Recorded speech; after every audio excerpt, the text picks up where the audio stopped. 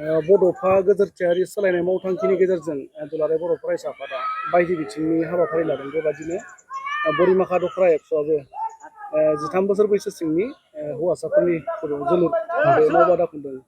मा फोरमायगोन? बोरिमाखा दख'रा दुलाराय बर' फरायसा आफाद हिसाबै बोसोरफ्रोमबो 13 बोसोर बैसो सिंनि जि जोलुर बादायज्लायनाय बेवहाय जोङो जिल्लानि जि मोनसे बादायज्लायनाय बेवहाय बाहागो लाबोबाय थानाय जादों।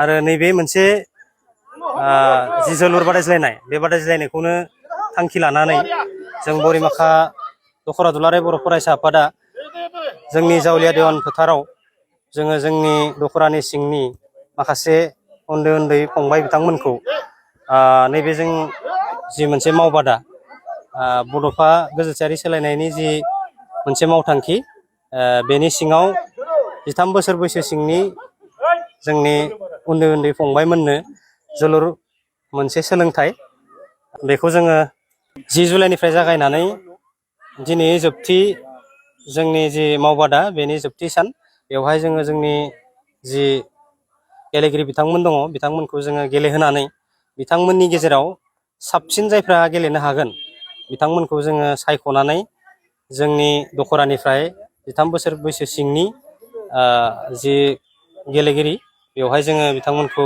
गेलेनो होनाय जागोन। साबेसेसो बे मावबादायाव बाहागो लादों? गासै 50निबो बांसिन जागोन। दिनै साबेसेखौ सेलेक्ट खालामनाय जागोन? जोङो गासै 20 जन सेलेक्ट खालामनाय जागोन। बड'फा गोदोरथियारि सोलायनाय मावथांखिजों बोरिमाखा दख'रा दुलाराय बर' फरायसा आफादा 13 बोसोर बैसो सिंनि हौवासाफोरनि फुटबल बादायलायनाय मावबादा खुंनाय जि खालामथाय दिनै जोबथा गथ'फोरखौ सिलेक्सन खालामनायनि नैबे गेलेनायखौ जागायजेननाय बेखेवनानै होबाय। एसे बेखेवगिरि हिसाबै नोंथाङा मा फोरमायगोन?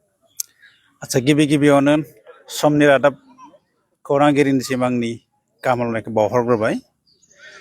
बे मिडियानि गेजेरजों आं बेखौनो बुंनो सानदों,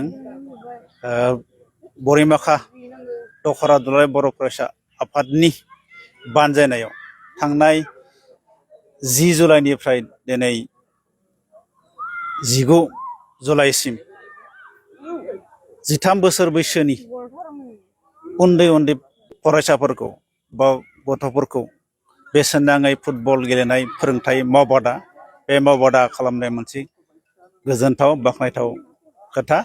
बे मावबादानि गेजेरजों जाहाथे इयुन जोलै गथ'फोरा बिदियैनो फोरोंथायनि गेजेरजों गोजौ फारसे दावगालांनो हानाय एबा साफा मोजां गेलेगिरि जानो हानायनि मोनसे बे लामा। आं बे मावबादाखौ आङो जोबोरैनो बाख्नायदों, जोबोरैनो बाख्नायो।